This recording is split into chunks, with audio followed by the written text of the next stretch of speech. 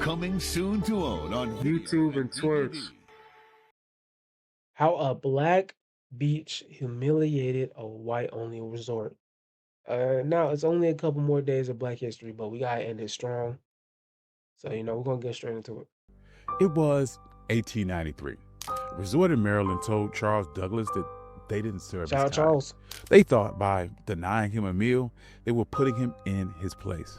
But he didn't argue. He didn't march. He walked down the beach, found the property line, and bought 40 acres right next door. I'm not gonna lie, that's some player shit. They try to disrespect and put him in his place. And he was like, you know what? Don't even worry about it. I'm gonna walk down this way. I'm gonna buy this side of the land. The next 40 acres this way, I own that. He didn't ask for a seat at the table. He bought the ground the table was. That's that's different. He didn't ask for a seat at the table. He bought a fucking table.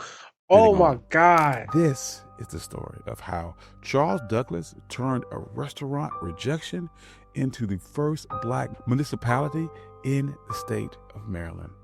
What's a municipality? This is One Mic Black History, and if you like stories like this, you can find more stories like this at OneMicHistory.com. But without further ado, let's get started. To understand this heist, you have to understand the insult. It was August of 1893. The Chesapeake Bay was the playground for Washington and Baltimore's elite. The system at the time called the place Bay Ridge. It was known as the Queen of Chesapeake. It was a grand hotel, massive boardwalk, and a restaurant that promised the finest dining on the East Coast. Charles Douglas and his wife Laura, they weren't there to make trouble. They were blackocracy. Charles was a high-ranking official at the Treasury Department. He was polished, he was wealthy, and he was a veteran. He walked into the restaurant at Bay Ridge and asked for a table. The waiter did not look at Charles's uniform. He didn't look at his credentials. He just looked at his skin color and said, "We don't serve your kind here."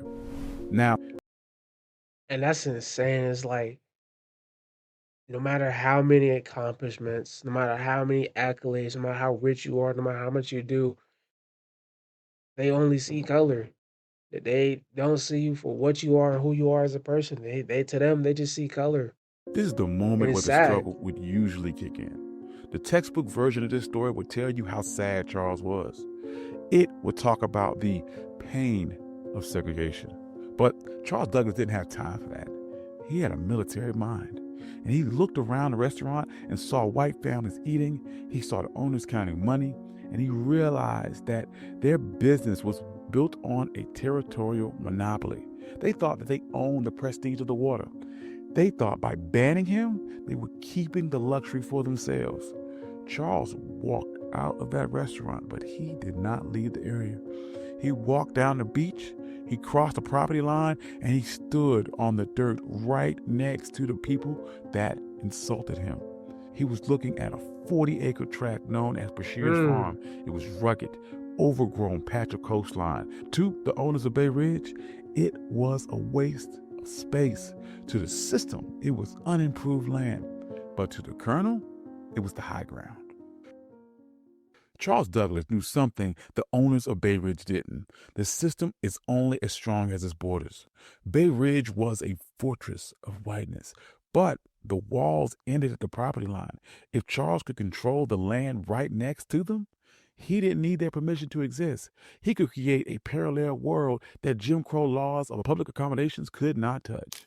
See, in 1890, And that's crazy that he like forcefully made his own way to where we can be the like side by side, just on the fucking like water side. 3, separate but equal wasn't even legal doctrine yet.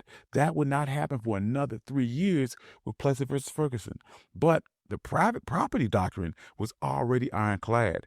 The law of the land said that a man could do whatever he wanted with the dirt that he owned. Charles realized that Mm. public space was a trap. If you relied on the public to treat you fairly, you were a beggar. But if you owned the private, you were sovereign. So he went to the owner of the 40-acre farm, a man by the name of Daniel Bashirs. He didn't ask for I know the niggas next door to him. were pissed off. They sold he sold that 40 acres to Charles. I know they were mad when they found out he sold 40 acres to Charles. Favor, he brought money. He offered him $5,000 cash. In 1890, Hold on, what's $5,000 for 1893? Hold on, I gotta look that up. What is $5,000 in 1980? No, 1880, 93. That's $180,000. that was an astronomical sum. It was roughly the equivalent of about $175,000. I was a little off. I think this video might be a little old. Wait, hold on. That's cheap. Nigga, that's a deal. Even for back then. He bought 40 acres of land for 100K. My God. Nigga, he like that's in today's world, a 20 acres alone is 200K. Not even 200K. That shit is 2 million for 20 acres. This nigga bought In 40 acres of land for 170 bands. That's so cheap. today's money. But the strategic value was worth millions. Bashirs took the money. He signed the deed. And on that day, the Queen of Chesapeake lost its monopoly. Charles Douglas didn't just buy a farm, he bought the gateway to the bay. He went to the restaurant owners who refused him a sandwich, and he didn't say a word. He just started building. And the first thing Charles did wasn't build a resort for the masses. He built a fortress for his legacy. He built a home for his father, Frederick Douglass. He called it the Twin Oaks. But I was wondering if they was related, but I'm not gonna lie, Frederick, you did an amazing job, raising your son because this nigga one of a kind. He different. He one of a kind, man. he didn't just build it anywhere. He positioned the home with military precision. Frederick Douglass had been enslaved on the eastern shore of Maryland. He looked across these same waters as a boy, dreaming of a world where he wasn't property. So Charles Douglas designed Twin Oaks so his father could sit on that property and look directly across the Chesapeake at the very shore where he was once owned. This was Wow. psychological warfare. It was a message to the system that if you didn't lose a slave, you lost the entire coastline. Frederick Douglass never got to spend a full summer there because he died in 1895. But the receipt Rest was in still peace, filled. man. The Douglass name was now etched into the land in the deeds of Maryland. But Charles was not done.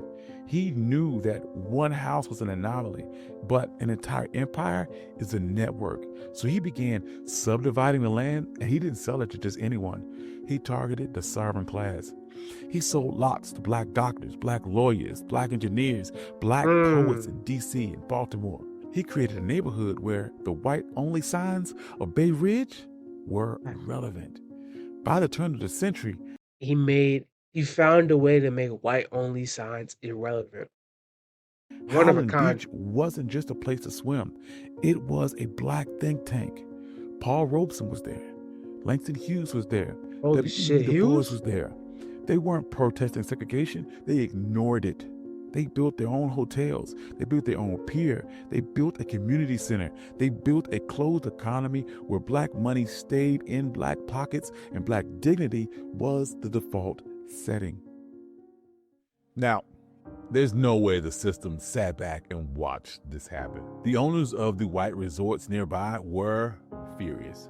They saw the private property loophole working against them, and they realized that they had lost control of their territory. So they tried to use paper weapons. First, they tried to use vagrancy laws. They sent the police to harass people walking between the train station and Highland Beach. They wanted to make the journey so uncomfortable that the residents would give up. That didn't work. Highland Beach residents started their own shuttle service. They controlled the logistics. Then the white resort owners tried to use a legal glitch. They realized that Highland Beach was technically a part of an unincorporated area.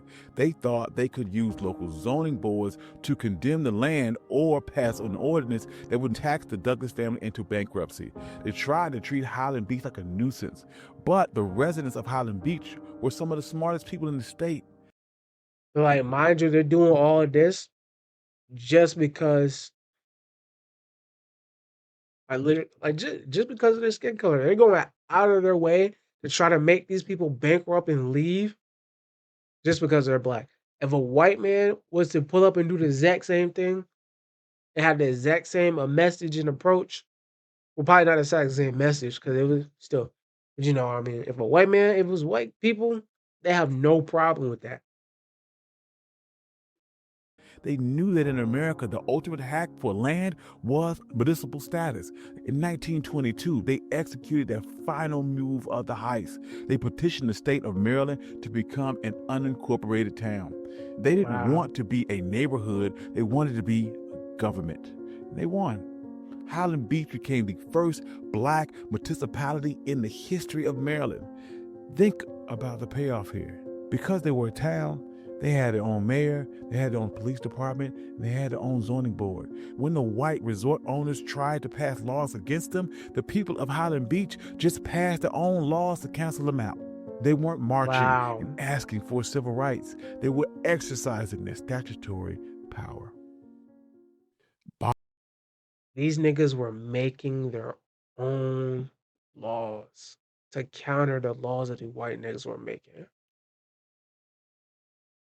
I know this photo in black and white, but these two white girls with these two niggas, and this a black girl, I think.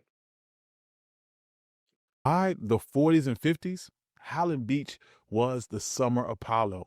Oh, this the While 50s. white Maryland was obsessed with keeping its beaches segregated, Highland Beach was outproducing them culture and social capital. But the winds, they are changing, and the system shifted its strategy.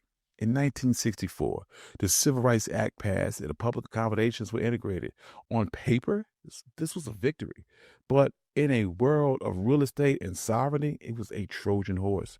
The system realized it could not keep black people out of the water anymore, so it decided to make the land too expensive to keep. This is gentrification, and that's what they do to this day. Is the new Jim Crow. As white developers realized that coastal property was the ultimate asset, they began using tax assessment and eminent domain and environmental regulations to squeeze black families off their land. In places like Hilton Head and Bruce's Beach in California, the system succeeded.